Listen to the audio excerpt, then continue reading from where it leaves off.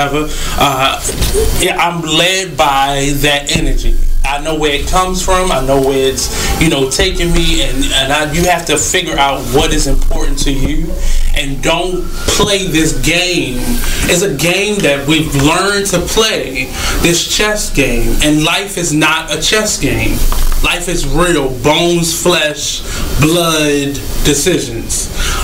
Make sure you check out the Artist Exchange Show every Monday and Friday at 2 p.m. only on BeExposedRadio.com. Hi, I'm LeVar Burton, and I'm proud to be a book person. How do I choose a book? Sometimes it's the cover, sometimes it's the title. I guess I'm pretty visual. If a book's really impressing me and the writing is really good, I will peek and see what the last paragraph is, because the endings of books should rock you. I am a book person, and if you're a book person too, read to a child and spark a lifetime of ambition. Join me at bookpeopleunite.org, because reading is fundamental. A public service announcement brought to you by Reading is Fundamental, Library of Congress, and the Ad Council. Take a minute and listen to this flashback of the Black by Demand radio show.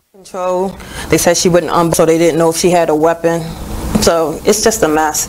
So yeah, you do have to have these discussions with your children. You do, and you have to make them aware of that there is an enemy out there. Every time the police pull you over, or every time you have an interaction with the police as a black person, you are at risk of being in front of your enemy. Hopefully, it's not a police officer that wants to demonstrate that he's your enemy, but we all see it's a high probability of that being the case.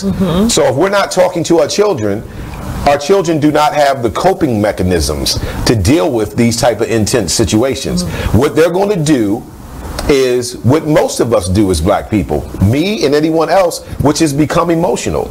And that is the trigger point for the police. They know that black people are emotional people. So when they arrive on the scene, they are purposely trying to say and do things to you to get your emotions up, right? And then once they get your emotions up, then it's like, oh, that's what we needed. Now we're going to kick your ass. You know what I'm saying? Gotcha.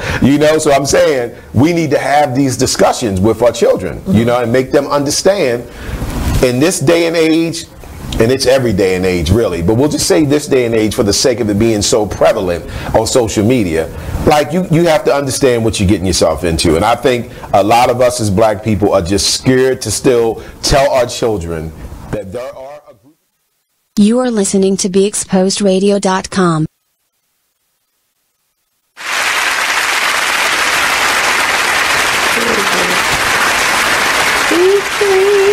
Hi guys. Today is Wednesday. It is 7 p.m. Actually 7:12. And we are here. Ron. My name is T, the Busy Bee. We're really on? The Busy Bee. She be busy. We're really on? I'm your My host, name Mark. is T, the Busy Bee. I said it right that time, right? Yeah. Okay, boom. Said it right. And I'm Faun, the skater. Thank you guys for tuning in, as you always do, every Wednesday from 7 to 9.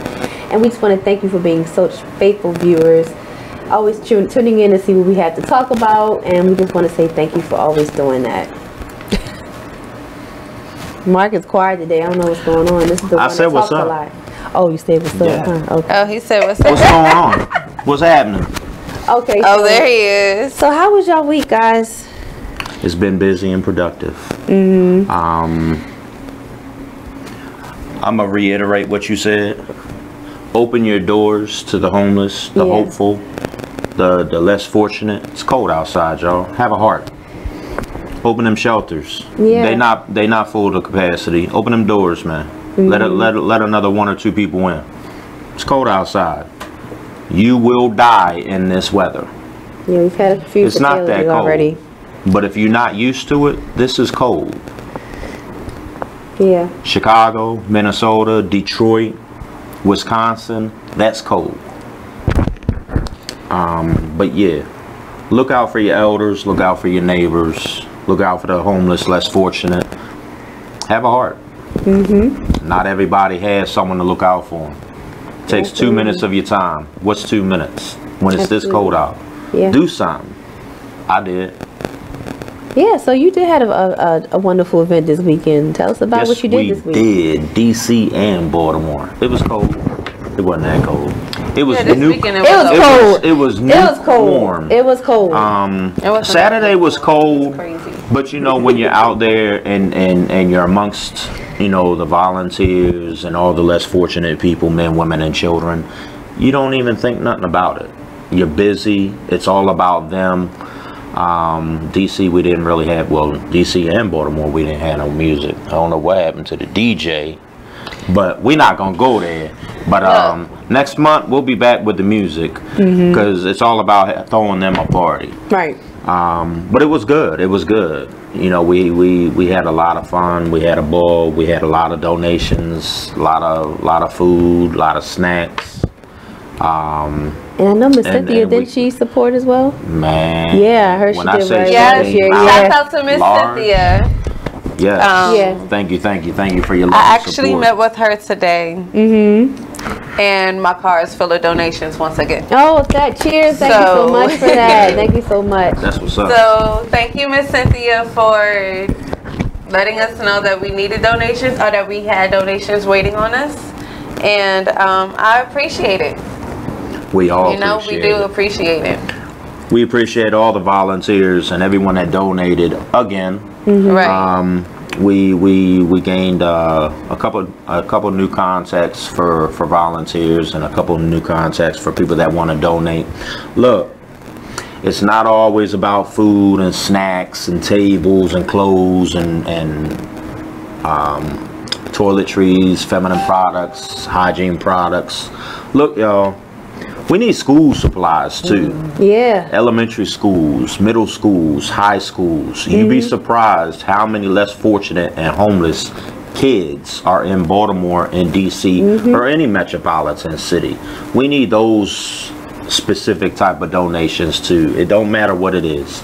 Paper, folders, pencils, pens, notebooks, backpacks, book bags, whatever you want to get.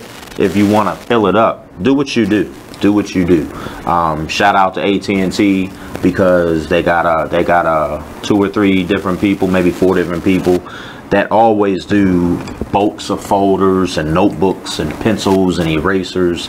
Shout out to AT&T, because every time I say something to y'all make it happen. We appreciate it. That's beautiful. So. Yes. Yeah, so fun. How was your week? Whew, how was my week?